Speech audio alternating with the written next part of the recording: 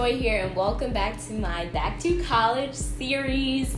If you are interested in all my college videos that I am posting every week, make sure you go subscribe to this channel and turn on the notification bells so you can get all of my advice. If you are new to my channel and you've been missing out on the videos, I'll have my playlist linked with all my Back to College videos from this year and previous years so you can get all of your college needs. So let's get into today's topic. Today I'm going to be giving advice for those of you that are moving states for college. I'm going to be talking about how to get your stuff to the different state, things to consider, what is going to be new, different when you go to a whole nother state for college. Me personally, I lived on the East Coast and I moved to the University of Southern California, which is in Los Angeles, for college. So my experience is moving all my stuff there, then on breaks, trying to fly back home, all of that stuff. So we're gonna get right into the nitty-gritty. So the first thing I want to talk about is, are you within driving distance? Because that changes a lot of things. So let's talk about, yes, you're in driving distance to your college and you're going to be driving back and forth. So move-in day, your parents are probably going to come with you and all of that stuff. So when you're packing, make sure you are not overpacking. Just because it can fit in the back of your family car doesn't mean that you need to take everything. The fact that you are within driving distance means that you should actually underpack, because you can go home whenever you want and get things. You can easily ship things cheaply if you are, you're driving distance, but it is still a little far. So don't overpack. If you want an exact packing list, like a dorm checklist, then all you have to do is follow me on Instagram at joywade_. Send me a DM and say, hey, send me that dorm checklist. And I got you. Just ask me for that and I will send it to you. But do not overpack. You can also look at my videos on what not to bring to college and what to bring to college. Those will also be linked in the playlist, and I'll try to put them down below for you. So that's my advice if you're going to be driving. Also, are you taking your car to college? If you're taking your car, you're gonna have to drive it there. You're gonna have to think about budgeting for gas, your insurance, and you're also going to have to budget for parking, because most colleges or apartments, you might have to pay for parking for the semester or however long you're gonna have your lease. So consider those things when thinking about taking your car there. Also, if it's in a different state, you have to change your license plates and all of that, depending on if you're going to be a resident there. That's things you should talk to with your parents and see if your university has any advice on that, because it differs in every single case. But that's my things for you to think about when you're within driving distance to your school. So let's talk about if you're going to be taking flights, planes to get to your campus. And this is what I had to do. So first of all, when you are transporting between your house and college, you're always gonna have bags and things like that. So me personally, this is what I do. I fly most frequently with Southwest Airlines. Sponsor me, please. But Southwest has been my holy grail as a college student, just because, one, they have a lot of nonstop flights. They have affordable flights. You can bring 2 check bags for free and a carry-on bag and a personal item. So that is so much space you have.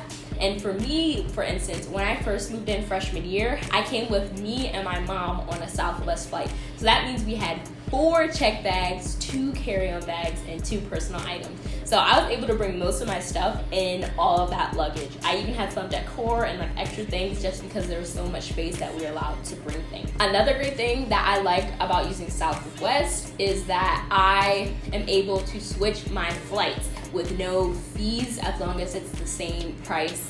And if there is a flight price difference, you just pay the difference. So I love doing that, because you might book way ahead of time for like your winter break flights, but say you change the date you want to come home. If it's the same price, you can change it for free at any time up until your flight. So that is what I love using Southwest for. But some of you guys have different preferences for airlines. I understand that there are Delta babes, American babes, all of that. And I do fly different airlines depending on how much stuff I have and all of that stuff. But that's my favorite airline. And just one last plug is the points for Southwest. I find actually add up to free flights. Like every year I probably get 2 to 3 free flights.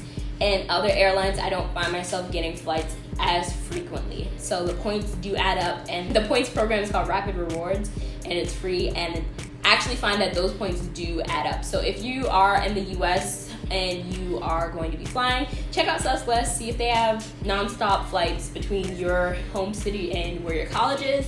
Sometimes they might not, but definitely check that out. I hope that helps as far as you figuring out what airlines to go with, because it's hard when you have to fly back and forth and you want to find cheap flights, or you want to be able to bring all your stuff on the plane and all of that stuff. Because shipping is so expensive, if you do have to end up shipping things to college, just know that it's going to be expensive the further you live away from your school. And that brings me to my next tip if you have to take planes, is to buy your necessities there. Buy your dorm stuff when you get there. Buy toiletries, all that stuff when you get there.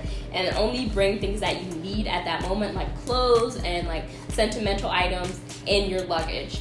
And when you get there, you can either buy at a local store, or what I like to do is I order my stuff from Amazon, and I can get it the next day, 2 days, anything like that. So if you know you're gonna get there Wednesday, maybe order it with 2 day shipping on Monday. So Wednesday when you get there, your stuff is there already. If you don't have Amazon Prime, which is their program where you can get quicker shipping and free shipping, then I have a free 6-month trial of Amazon Prime for students link, and I'll have that link down below. And basically you will get to use Amazon Prime free for 6 months, and then after that you will get 50% off the Amazon Prime price.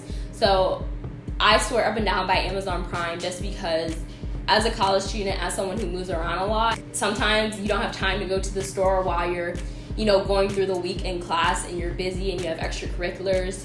You can literally just order on Amazon Prime, and some campuses also have Amazon shipping storefronts where you can pick up your packages from there. So if you know that you live off campus or somewhere you don't want your packages to go, you can literally go pick it up at the Amazon lockers. And my campus actually has one, and I know that they're coming to new campuses around the country. So my next tip is to learn the city that you're going to be in. If you're moving states, it's gonna be weird adjusting to a new place. I say go with your family or your new roommates and go explore the city, look up travel guides, do touristy things, and maybe even make a small bucket list for the semester of things you want to do with your new friends, or maybe even just by yourself that you want to go explore. Also, kind of get to know what the new lingo is, what the different grocery stores are, and things like that. When I moved to LA, I was like, what is Ralph's? What is this? What is that? Because things are different in different states and the culture is different. So learn about what might be a little bit different, and that will just come from, walking around. See if anybody that you meet is actually from that state or that city, and ask them what things they like to do. Also find, restaurants and things that you like, and see what things that remind you of home that you can always return to if you're feeling a little homesick. My last piece of advice is to figure out what things that might be logistically annoying to figure out. One thing is voting. Do you have to submit absentee ballots and all of that stuff? You can research on what to do for that. I mentioned having your license or your car in a different state, see what has to go to do that. And also, if you're going to be working in the new state, what happens with your taxes and all of that stuff. Definitely seek legal advice for that. And then lastly, I have out-of-state tuition. See how that's going to affect what you or your family is paying for school. So that is all of my advice if you're going to be moving to a new state for college. If you have any questions, leave them down below. Also, leave a comment on what state you live in and what state you're going to be moving to college from. I was originally living in Atlanta, and then I moved to Los Angeles for college. So that was a really big move, but I'm interested to see where you guys are going to. And make sure you watch the rest of the videos in this series. So I'll talk to you guys next time. Bye.